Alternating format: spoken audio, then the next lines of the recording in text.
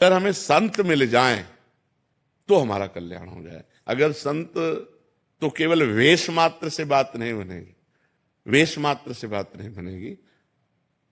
सोने का पानी फिरा हो और आप कलश पीतल का लेके जाओ तो स्वर्णकार की नजर में पीतल के पैसा मिलेंगे, सोने के नहीं मिलेंगे। समझ रहे ना? जिस समय वो जहां देखा कसौटी में कस के तो पीतल है ओरिजिनल।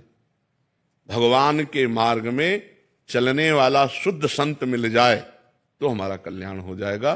तो शास्त्रों की जो बातें हैं वो हम पे हावी हो जाएंगी और हमसे बुरे आचरण होने ही नहीं पाएंगे। हर समय दिमाग में यार बाबा ने कहा है, ऐसा नहीं होना।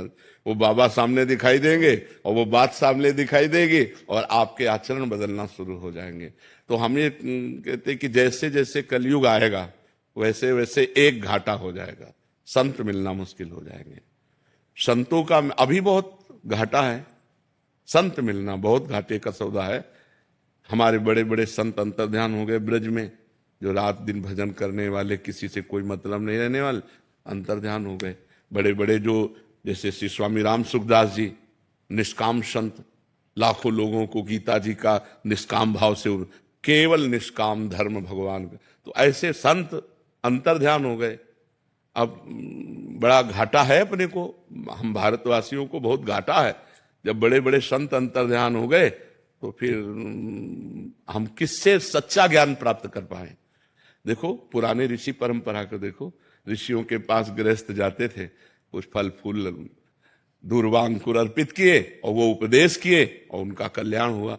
कहीं तय या बेचना या खरीदना, तो ये खरीद बेच वाला अध्यात्म नहीं होता, अध्यात्म शुद्ध होता है। तो भगवान की कृपा से अभी कुछ संत भगवान भारत में ऐसे हैं निष्काम, निष्काम, जिनकी फिर आगे चल करके और घाटा हो जाएगा। जैसे पहले जो सुविधा थी, उड़िया बाबा, हरि बाबा, बड़े बड़े सिद्ध महापुरुष, वो अब घाटा हो गया।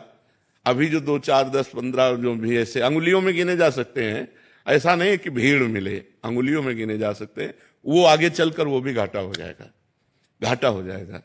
तो बहुत भगवान की विशेष कृपा है अभी कि अभी भजन करने का अवसर दिया है भगवान ने।